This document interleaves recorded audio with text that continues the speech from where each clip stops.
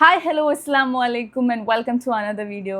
ഈ വീഡിയോയിൽ ഞാൻ എടുത്തു പറയാൻ ഉദ്ദേശിക്കുന്ന കാര്യം ഞാനൊരു സ്റ്റുഡൻ്റ് എന്ന നിലയ്ക്ക് എത്ര നേരമാണ് പഠിച്ചിട്ടുണ്ടായിരുന്നത് എന്നുള്ളതാണ്.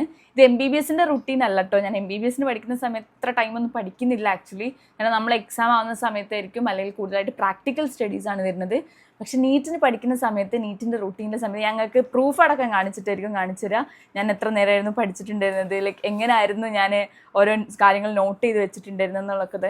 ഇതിങ്ങനെ ഓരോ ചാപ്റ്റേഴ്സ് ഞാൻ പഠിക്കുന്ന ഓരോ ചാപ്റ്റേഴ്സ് വരെ ഞാൻ നോട്ട് ചെയ്ത് വെച്ചിട്ടുണ്ടായിരുന്നു. അപ്പം അങ്ങനത്തെ ഓരോ കാര്യങ്ങളായിട്ടും നിങ്ങളോട് ഷെയർ ചെയ്യുന്നുണ്ടാവും കേട്ടോ. ഞാൻ ആദ്യം നിങ്ങൾക്കൊരു ഡിസ്ക്ലെയിമർ പോലെ തരാം. ഒരു കുട്ടി 10 മണിക്കൂർ 12 മണിക്കൂർ പഠിക്കണം എന്ന് ഒരു നിർബന്ധമില്ല. കാരണം ഈ 12 മണിക്കൂർ നിങ്ങൾ പഠിക്കുന്നതിൽ നിങ്ങൾ ഫോക്കസ്ഡ് അല്ലെങ്കിൽ നിങ്ങൾ പഠിക്കുന്നതിൽ ഒരു കാര്യമില്ല, വേസ്റ്റ് ഓഫ് ടൈം എന്നേ പറയാനുള്ളൂ. പക്ഷെ നിങ്ങൾ പഠിക്കുന്ന സമയം ഒരു 5 മണിക്കൂർ 6 മണിക്കൂറാണ്. ഈ 6 hours നിങ്ങൾ കംപ്ലീറ്റ്ലി യൂസ് ചെയ്യുന്നുണ്ടെങ്കിൽ അത് നിങ്ങൾക്ക് തന്നെ നല്ല ബെനിഫിറ്റ് ഉണ്ടാക്കും. നല്ല രീതിയിൽ നിങ്ങൾക്ക് കോൺസെൻട്രേറ്റ് ചെയ്ത് ഫോക്കസ് ചെയ്ത് പഠിക്കാൻ പറ്റും. അല്ലാതെ കുറേ ടൈം വെറുതെ ഇരിക്കേണ്ട ആവശ്യമില്ല കേട്ടോ. പിന്നെ ഇത് ഞാൻ ഫസ്റ്റ് പറയാൻ പോകുന്ന കാര്യം, ഇപ്പം നീറ്റ് ആസ്പിരൻസിനുള്ള കാര്യമാണെങ്കിൽ അവർക്ക് ഇപ്പോൾ ഓൾമോസ്റ്റ് ക്ലാസ് ഒക്കെ കഴിയാനായിട്ടുണ്ടാവും. അല്ലെങ്കിൽ 8 to 4 എന്നുള്ള സമയം ഉണ്ടല്ലോ, അതൊഴികെ ഉള്ള ടൈമാണ് ഞാൻ പറയുന്നത്. ഒരു 6 hours എങ്കിലും നിങ്ങൾ പഠിക്കണം എന്നുള്ളത് കേട്ടോ. ഇനിയിപ്പോൾ തീരെ ക്ലാസ് ഇല്ലാത്ത ആൾക്കാരാണെങ്കിൽ അവിടെ നിങ്ങൾക്ക് 6 hours പഠിക്കേണ്ടി വരും. ഒരു 3 hours നിങ്ങൾ എക്സാം അറ്റൻഡ് ചെയ്യും കൂടി വേണ്ടി വരും. എന്നാലേ നിങ്ങൾക്ക് അത് ടാലി ആവുള്ളൂ. അപ്പോൾ അതാണ് മൊത്തം നമ്മളൊരു 10 മണിക്കൂർ 11 മണിക്കൂറൊക്കെ എന്ന് പറയുന്നത്. ഞാൻ എൻ്റെ കാലത്ത് മീൻസ് ഞാൻ പഠിച്ച നീറ്റിന് സമയം, എൻ്റെ കാലത്ത് എന്നൊക്കെ പറയുമ്പോൾ എനിക്ക് തോന്നുന്നു 10 വർഷം മുന്നേ എന്നൊക്കെ പറയുന്ന പോലെ അങ്ങനെയല്ല. ഒരു നീറ്റ് കഴിഞ്ഞിട്ട് ഇപ്പം എനിക്കൊരു 4 years ഒക്കെ ആവാനായി. 3 years കഴിഞ്ഞ് ഇപ്പം 4ാമത്തെ വർഷം. അപ്പോൾ 3 വർഷം മുന്നേ ഞാൻ ചെയ്ത കാര്യങ്ങളായിരിക്കും ഞാൻ പറഞ്ഞിരുന്നുണ്ടാവും കേട്ടോ. ഫസ്റ്റ് ഓഫ് ഓൾ നിങ്ങൾക്കൊരു ഗോൾ ഉണ്ടായിരിക്കണം. നിങ്ങൾക്ക് ഉണ്ടാക്കി തരാൻ പറ്റില്ല. നിങ്ങൾ എന്താവണം, നിങ്ങൾക്ക് എത്ര മാർക്ക് വേണം എന്നുള്ളൊരു ഗോൾ നിങ്ങൾക്ക് ഉണ്ടാവണം കേട്ടോ. ഞാനിങ്ങനെ എഴുതി വെച്ചിട്ടുണ്ടായിരുന്നു എനിക്ക് 690 marks വേണം, വർക്ക് ഫോർ ഇറ്റ് എന്നൊക്കെ പറഞ്ഞിട്ട് ഓരോന്നിങ്ങനെ എഴുതി വെച്ചിട്ടുണ്ടായിരുന്നു. അത് ഞങ്ങൾക്ക് ഓരോ കാര്യങ്ങളും അങ്ങനെ ഓരോന്നോരോന്നായി കാണിച്ചു തരാം. ഞാനിങ്ങനെ എഴുതി വെച്ചിട്ടുണ്ട് 1 day 705 ഇൻഷാല്ലാ എന്നൊക്കെ പറഞ്ഞിട്ട് കാണുന്നുണ്ടോ. അതൊക്കെ ഞാൻ അന്നത്തെ രീതിയിൽ എനിക്കൊക്കെ 705 എങ്കിലും എനിക്ക് വേണം എന്നുള്ളൊരു സംഭവം എൻ്റെ മനസ്സിലുണ്ടായിരുന്നു. പക്ഷെ എനിക്ക് 650 marks ആണ് കിട്ടിയത്. അപ്പം എയിം ഫോർ ദ ബെസ്റ്റ് എന്നാണ്. നമ്മൾ കൂടുതലായിട്ട് എയിം ചെയ്ത് കഴിഞ്ഞാൽ എക്സാം ആവുന്ന സമയത്ത് 1-2 ക്വസ്റ്റ്യൻസ് എന്തായാലും നമുക്ക് തെറ്റുമല്ലോ. അങ്ങനെ കുറച്ച് തെറ്റിക്കഴിഞ്ഞാലും നമുക്ക് അഡ്മിഷൻ പോവാത്ത രീതിയിൽ നല്ല മാർക്ക് ഉണ്ടാവണം എന്നാണ് ഞാനും ആഗ്രഹിച്ചിട്ടുണ്ടായിരുന്നത്. അതുകൊണ്ട് തന്നെ ആ മാർക്ക് കിട്ടിയെന്ന് വെക്കാം.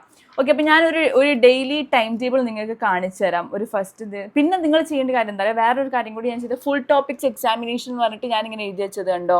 Full topics examination. അതിൽ തന്നെ എത്ര മാർക്കാണ് കിട്ടിയെന്നൊക്കെ ഞാനിങ്ങനെ കംപ്ലീറ്റ്ലി എഴുതി വെച്ചിട്ടുണ്ട്. ഓരോ എക്സാമിന് എനിക്ക് എത്ര മാർക്കാണ് കിട്ടിയതെന്നുള്ളത്.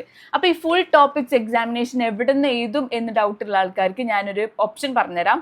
നിങ്ങൾക്ക് ദിശ പബ്ലിക്കേഷൻസിൻ്റെ 15 ക്വസ്റ്റ്യൻ പേപ്പർ, ലൈക്ക് 15 മോക്ക് ടെസ്റ്റുകളുടെ ഒരു ബുക്ക് ഉണ്ട്. അത് നിങ്ങൾക്ക് ഓൺലൈൻ അവൈലബിൾ ആണ്. ഞാൻ അതിൻ്റെ ലിങ്ക് ഇതിൽ കൊടുക്കുന്നുണ്ട്. ഇതിൽ നിങ്ങൾക്ക് 15 മോക്ക് ടെസ്റ്റ് ആണ്, മീൻസ് ഫുൾ ചാപ്റ്റേഴ്സ് വെച്ചിട്ടുള്ള 15 മോക്ക് ടെസ്റ്റ് ഉണ്ടാക്കിയിട്ടുണ്ടാവും. പുതിയ സിലബസ് വെച്ചിട്ടാണ്, ആ സിലബസും പാറ്റേണും വെച്ചിട്ടാണ് ഈ ക്വസ്റ്റ്യൻ പേപ്പർ ഉണ്ടാക്കിയിട്ടുള്ളത്. അപ്പോൾ നിങ്ങളത് വാങ്ങിക്കുകയാണെങ്കിൽ നിങ്ങൾക്ക് 15 ക്വസ്റ്റ്യൻ പേപ്പേഴ്സ് കിട്ടും. പ്ലസ് 15 അതിൻ്റെ ആൻസർക്ക് എന്തായാലും സൊല്യൂഷൻ ബുക്ക്ലെറ്റ് ഉണ്ടാവും. അതിൽ നോക്കിക്കഴിഞ്ഞാൽ നിങ്ങൾക്ക് ഓരോ ആൻസറും എങ്ങനെ വന്നത്, എന്തൊക്കെയാണ് നിങ്ങൾക്ക് തെറ്റിയത് എന്നുള്ള കോൺസെപ്റ്റ് ഒക്കെ നിങ്ങൾക്ക് കംപ്ലീറ്റ്ലി ക്ലിയർ ചെയ്യാൻ പറ്റുന്നുണ്ടാവും. ഈ 15 ക്വസ്റ്റ്യൻ പേപ്പർ എഴുതാനുള്ള 15 OMR ഷീറ്റും ഇതിൽ തന്നെ അവൈലബിൾ ആണ്. അപ്പോൾ നിങ്ങൾക്ക് അതിൽ തന്നെ ബബിൾ ചെയ്ത് പഠിക്കാം. ഓൺലൈനൊക്കെ എക്സാം എഴുതുന്ന ആൾക്കാരാണെങ്കിൽ നിങ്ങൾക്ക് ആ ബബ്ലിംഗ് അങ്ങോട്ട് ശീലമായിട്ടുണ്ടാവില്ല. അപ്പോൾ ഇത് ഉണ്ടെങ്കിൽ നിങ്ങൾക്ക് ആ ബബ്ലിംഗ് ഒന്ന് ശീലാക്കി എടുക്കാം. പിന്നെ ഈ ബുക്കിൻ്റെ ഫീച്ചർ നല്ല NCERT പേജ് ലൊക്കേറ്ററാണ്. ഓരോ ക്വസ്റ്റിനും NCERTയിൽ നിന്ന് ഏത് പേജിലാണ് വന്നത് എന്നത് അവർ കാണിച്ചു തരും. NCERTൻ്റെ പേജ് നമ്പർ കൊടുത്തിട്ടുണ്ടാവും. ആ പേജിൽ പോയിട്ട് ആ കോൺസെപ്റ്റ് ഒന്ന് ക്ലിയർ ആക്കി വീണ്ടും വായിക്കുക. ക്വസ്റ്റ്യൻസ് ഒന്നും കൂടെ ഒന്ന് ചെയ്ത് നോക്കുക. അപ്പോൾ നിങ്ങൾക്ക് ആ കോൺസെപ്റ്റിന് ഫുള്ള് ക്ലിയർ ആവും. ഓരോ എക്സാം കഴിഞ്ഞിട്ടും അതിൽ ഓരോ ക്വസ്റ്റ്യൻ പേപ്പറും ചെയ്ത് കഴിഞ്ഞാൽ നിങ്ങളുടെ മാർക്ക് വെച്ചിട്ട് നീറ്റ് റാങ്ക് പ്രെഡിക്റ്റർ എവിടെയാണ് നിങ്ങളുടെ നീറ്റ് റാങ്ക് വരുന്നതും നിങ്ങൾക്ക് നോക്കാൻ പറ്റും കേട്ടോ. പുതിയ നീറ്റ് ട്രെൻഡ് അനുസരിച്ചിട്ടാണ് ഈ അനാലിസിസ് ഒക്കെ നടക്കുന്നത്. സോ ഞാൻ ബുക്കിൻ്റെ ലിങ്ക് ഇവിടെ കൊടുക്കാം. നിങ്ങൾക്ക് ഓൾറെഡി ഇതിൽ ഓഫർ ഉണ്ടാവും. പ്ലസ് ദിശ പബ്ലിക്കേഷൻസിൻ്റെ ആ സൈറ്റിൽ തന്നെ വാങ്ങിക്കുകയാണെങ്കിൽ നിങ്ങൾക്ക് എൻ്റെ കോഡ് യൂസ് ചെയ്യാം കേട്ടോ. AFRA05 എന്നുള്ള കോഡ് നിങ്ങൾക്ക് യൂസ് ചെയ്താൽ നിങ്ങൾക്ക് കുറച്ചും കൂടെ ഓഫർ കിട്ടും. ലിങ്കൊക്കെ ഞാൻ താഴത്ത് കൊടുക്കുന്നുണ്ട്, നോക്കിക്കോട്ടോ. അപ്പോൾ അങ്ങനെ ആരെങ്കിലും പുതിയ ക്വസ്റ്റ്യൻ പേപ്പർ ചെയ്യണം, ഫുൾ ടോപ്പിക്സ് എക്സാമിനേഷൻ ചെയ്യാനുള്ള റിസോഴ്സ് കിട്ടിയിട്ടില്ല എന്നുള്ളത് you can check it out and buy it. Coming back to our topic. ഞാൻ ഓരോ ദിവസവും രാവിലെ എണീക്കുന്ന സമയത്ത് ഇന്ന് എന്ത് പഠിക്കണം എന്നുള്ളത് കറക്റ്റ് ചെയ്ത് വെക്കുന്നു. സപ്പോസ് ഞാൻ ഫോർ എക്സാമ്പിൾ കാണിച്ചു തരാം. അപ്പം ഇങ്ങനെ ഒരു ഇത് കണ്ടില്ലേ, ഇത് എനിക്ക് ഒരു എക്സാമിനുള്ള ചാപ്റ്റേഴ്സാണ് ഈ മൊത്തം ഞാൻ എഴുതി വെച്ചിട്ടുള്ളത്. ആ എക്സാമിനുള്ള ഓരോ ചാപ്റ്റേഴ്സ് ഞാനിങ്ങനെ ഫുൾ എഴുതി വെച്ചു. അപ്പോൾ എനിക്ക് മനസ്സിലായി എത്ര ചാപ്റ്റേഴ്സ് ഈ എക്സാമിനുണ്ട് എന്നുള്ളത്. എന്നിട്ട് എന്ത് ചെയ്യും, ഓരോ ദിവസവും രാവിലെ എഴുന്നേൽക്കുന്ന സമയത്ത് ഈ ചാപ്റ്റേഴ്സിൽ നിന്ന് ഏതൊക്കെ ചാപ്റ്റർ ഇന്ന് പഠിക്കണം എന്നുള്ളത് ഞാൻ ഡിസൈഡ് ചെയ്യും. അങ്ങനെ ഓരോന്ന് ഡിസൈഡ് ചെയ്തിട്ടാണ് ഇവിടെ ഞാൻ ഓരോ ചാപ്റ്റേഴ്സ് ആക്കിയിട്ട് എഴുതി വെച്ചിട്ടുള്ളത്. അപ്പോൾ നിങ്ങൾ അങ്ങനെ രാവിലെ എഴുന്നേൽക്കുന്ന സമയത്ത് നിന്ന് ഏത് ചാപ്റ്റർ പഠിക്കണം, അല്ലെങ്കിൽ ഏത് ഗോൾ പഠിക്കണം, ഏത് ഗോൾ അല്ലെങ്കിൽ ഗോൾ സെറ്റ് ചെയ്യുക, നിങ്ങൾക്ക് പറ്റുന്ന രീതിയിൽ ഈ ചാപ്റ്ററിൽ ഇന്ന ടോപ്പിക് ഞാൻ ഇന്ന് തീർക്കും എന്നുള്ളത് നിങ്ങൾ എന്നെ തീരുമാനിക്കുക. അതൊക്കെ റെഡിയാക്കാം കേട്ടോ. പിന്നെ last lap of NEET preparation ആയിരുന്നു അവസാനത്തെ ഒരു മാസമൊക്കെ. അപ്പോൾ അവിടെ ഞാനിങ്ങനെ എഴുതി വെച്ചിട്ടുണ്ടായിരുന്നു last lap of NEET preparation.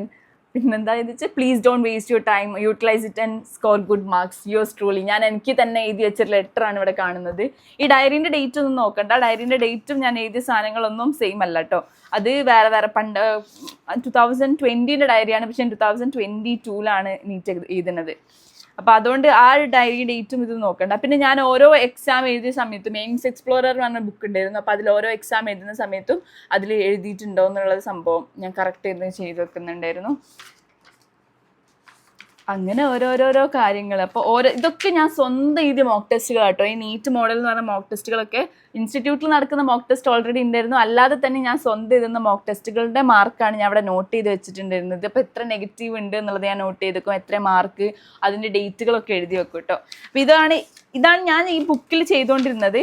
ഇനി ഞാൻ നിങ്ങൾക്ക് കാണിച്ചു തരാൻ പോകുന്നത് എത്ര സമയമാണ് ഞാൻ പഠിച്ചിട്ടുണ്ടായിരുന്നത്, എത്ര ടൈമാണ് എങ്ങനെയാണ് ഞാനത് മാനേജ് ചെയ്തത് എന്നുള്ളതാണ് ഞാൻ കാണിച്ചു തരാൻ പോകുന്നത്. ഇതാണ് ഞാൻ പണ്ട് പഠിച്ച ടൈമിങ്. ഞാൻ അവിടെ എഴുതി വെച്ച് കാണുന്നുണ്ടോ? ഇതിൽ നിങ്ങൾക്ക് കാണാൻ പറ്റും 5:30 to 7 മണി എന്നുള്ള സമയം 1.5 മണിക്കൂർ ഞാൻ രാവിലെ പഠിക്കലുണ്ടായിരുന്നു. എൻ്റെ ഏറ്റവും വീക്ക് സബ്ജക്റ്റ് ഫിസിക്സ് ആയിരുന്നു. സോ ഞാൻ ഫിസിക്സിലാണ് ഈ ടൈം കൊടുത്തിട്ടുണ്ടായിരുന്നത്. ഈ 5:30 to 6 എന്നുള്ള സമയം ഞാൻ ഫിസിക്സിൻ്റെ എല്ലാ ഇക്വേഷൻസും റിവൈസ് ചെയ്യാറുണ്ടായിരുന്നു. ഇക്വേഷൻസ് എന്ന് പറയുമ്പോൾ ഒരു ചാപ്റ്ററിലെ ഇക്വേഷൻ അല്ല, ഞാൻ എഴുതി വെച്ച എല്ലാ ചാപ്റ്ററിലെ ഇക്വേഷൻ ജസ്റ്റ് ഇങ്ങനെ മറിച്ചെങ്കിലും നോക്കാറുണ്ടായിരുന്നു. അതെന്ന് വെച്ചാൽ അങ്ങനെ നിങ്ങൾ ചെയ്യുമ്പോൾ നിങ്ങൾ അറിയാതെ നിങ്ങളുടെ ഉള്ളിലേക്ക് ആ ഇക്വേഷൻസ് കയറിക്കോളും. ബാക്കിയുള്ള ഒരു മണിക്കൂർ ഉണ്ടല്ലോ, 7 മണി വരെയുള്ള ഒരു മണിക്കൂർ, ആ സമയത്ത് ഞാൻ ഫിസിക്സിൻ്റെ ക്വസ്റ്റ്യൻസ് ആണ് ചെയ്യാറുണ്ടായിരുന്നത്. ഫിസിക്സിലെ ഇക്വേഷൻസ് പഠിച്ചതിന് ശേഷം ഏതെങ്കിലും ഒരു ചാപ്റ്റർ ഞാൻ ചൂസ് ചെയ്യും, അത് ഞാൻ ക്വസ്റ്റ്യൻസ് ചെയ്യും. ക്വസ്റ്റ്യൻസ് പ്രാക്ടീസ് ചെയ്ത് തന്നെയാണ് എനിക്ക് ഫിസിക്സിൽ മാർക്ക് കൂടിയിട്ടുള്ളത്. അതിനൊരു ഷോർട്ട് കട്ട് ഞാൻ കണ്ടുപിടിച്ചിട്ടുണ്ടായില്ല. കാരണം എന്താണെന്ന് വെച്ചാൽ എനിക്ക് ഫിസിക്സിൽ പണ്ടൊക്കെ ക്വസ്റ്റ്യൻ ചെയ്യുന്ന സമയത്തുണ്ടല്ലോ, ഞാൻ തന്നെ കൺഫ്യൂസ്ഡ് ആവും. എങ്ങനെയാണ് ഇതിൻ്റെ ആൻസർ എത്തുക, ക്വസ്റ്റ്യൻ വായിച്ചിട്ട് എനിക്ക് ആൻസർ കിട്ടുന്നില്ല, എക്സാമിന് മുമ്പ് എനിക്ക് ആൻസർ അറ്റൻഡ് ചെയ്യാൻ പറ്റുന്നില്ല എന്നുള്ളത്. പക്ഷെ അത് പ്രാക്ടീസ് ചെയ്ത് മാത്രമാണ് റെഡി ആയത്. ഒരു റഫ് പേപ്പർ എടുക്കുക, ക്വസ്റ്റ്യൻസ് എടുക്കുക, ചെയ്ത് ശീലമാവണം. അത് ആദ്യത്തെ ഒരാഴ്ച 2 ആഴ്ചയൊക്കെ നമുക്ക് നല്ല ബുദ്ധിമുട്ടുണ്ടാവും. പിന്നെ അങ്ങോട്ട് നമ്മുടെ ബ്രെയിൻ അങ്ങോട്ട് വർക്ക് ചെയ്യാൻ തുടങ്ങും. പ്രത്യേകിച്ച് ആ രാവിലത്തെ സമയമാണെങ്കിൽ കേട്ടോ. ഇതൊരു മോർണിംഗ് പേഴ്സൻ്റെ റുട്ടീനായിരിക്കും ഞാൻ പറയുന്നത്. ഞാൻ പഠിച്ച മോർണിംഗ് പേഴ്സൺ ആയിട്ടായിരുന്നു, അതുകൊണ്ട് എനിക്ക് പറഞ്ഞുതരാൻ പറ്റുന്നത് കേട്ടോ. അതിനുശേഷം 8 മണി മുതൽ ഞാൻ ക്ലാസ് ഉണ്ടായിരുന്നു. എനിക്ക് 8 മണി മുതൽ 4 മണി വരെ എനിക്ക് ക്ലാസ് ഉണ്ടായിരുന്നു. ഇനിയിപ്പോൾ അങ്ങനെ ക്ലാസ് ഇല്ലാത്ത ആൾക്കാരാണെങ്കിൽ നിങ്ങൾ ഉച്ചയ്ക്ക് 2 മണിക്ക് ക്വസ്റ്റ്യൻസ് അല്ലെങ്കിൽ മോക്ക് ടെസ്റ്റ് നിങ്ങൾ അറ്റൻഡ് ചെയ്യാൻ നോക്കണം കേട്ടോ. ഉച്ചയ്ക്ക് 2 മണിക്ക് ക്ലാസ് ഇല്ലാത്ത ആൾക്കാരാണെങ്കിൽ. അതിൻ്റെ ശേഷം വൈകുന്നേരത്തെ റൂട്ടീൻ ആണെങ്കിൽ 4 to 5 എന്ന് പറയുന്നത് എൻ്റെ ബ്രേക്ക് ടൈമാണ്. ആ ടൈമിൽ ഞാൻ ചായ കുടിക്കും, അല്ലെങ്കിൽ ഞങ്ങൾ ഫ്രണ്ട്സ് എല്ലാവരും ഇരുന്ന് വർത്താനം പറയും. ഹോസ്റ്റലാണെങ്കിൽ, വീട്ടിലാണെങ്കിൽ ഫാമിലിൻ്റെ കൂടെ നിങ്ങൾ ടൈം സ്പെൻഡ് ചെയ്യുക. ഈ 5 to 6 കഴിഞ്ഞാൽ പിന്നെ 6 to 6:30 എന്നുള്ളത് എൻ്റെ ഒരു ബ്രേക്ക് ടൈമാണ്. നിസ്കാരം അങ്ങനത്തെ സാധനങ്ങളൊക്കെ ഞാൻ കൊടുക്കാറുണ്ട്. 6:30 to 7:30 എന്ന് പറയുമ്പോൾ 1 മണിക്കൂർ. ആ 1 മണിക്കൂർ നിങ്ങൾക്ക് ഏതാണോ ഇഷ്ടപ്പെട്ട സബ്ജക്റ്റ്, കെമിസ്ട്രി ആവാം, ബയോളജി ആവാം, നിങ്ങൾക്ക് പഠിക്കാം. ബയോളജി ആയിരുന്നു പ്രിഫറബിളി ഞാൻ പഠിച്ചിട്ടുണ്ടായിരുന്നത്. 8:30 to 10:30 വീണ്ടും അടുത്ത ടൈം സ്ലോട്ടാണ്. അവിടെ ഞാൻ കെമിസ്ട്രി ആയിരുന്നു കൂടുതൽ പഠിച്ചിട്ടുണ്ടായിരുന്നത്. അപ്പം ഇങ്ങനെ നോക്കുമ്പോൾ ക്ലാസ്സും കൂടി കൂട്ടി നോക്കുകയാണെങ്കിൽ ഒരു 10 മണിക്കൂറിൽ കൂടുതൽ എന്തായാലും ഉണ്ടാവും. പക്ഷെ പഠിക്കുന്ന സമയമാണ് പറയുന്നത്. ഇങ്ങനെ പഠിക്കുകയാണെങ്കിൽ നിങ്ങൾക്ക് 5.5 മണിക്കൂറാണ് നിങ്ങൾ പഠിക്കാനിരിക്കുന്നുണ്ട്. പക്ഷേ ഈ 5.5 hours എന്ന് പറയുന്നത് അത്രക്കും പ്രൊഡക്റ്റീവ് ആക്കുക, എഫക്റ്റീവ് ആക്കുക. ഇനി ആൾക്കാർക്ക് ഡിസ്ട്രാക്ഷൻസ് ഉണ്ടാവും എന്ന് പറഞ്ഞാൽ തന്നെ ഡിസ്ട്രാക്ഷൻസ് ഉണ്ടാവും. ഇത് ഒരു ഐഡിയൽ സാധനം കേട്ടോ. മീൻസ് ഐഡിയൽ എന്ന് പറഞ്ഞാൽ എനിക്ക് യൂസ് ചെയ്തത് എനിക്ക് വർക്കായ സാധനമാണ്. നിങ്ങൾക്ക് അതനുസരിച്ച് കസ്റ്റമൈസ് ചെയ്യാം.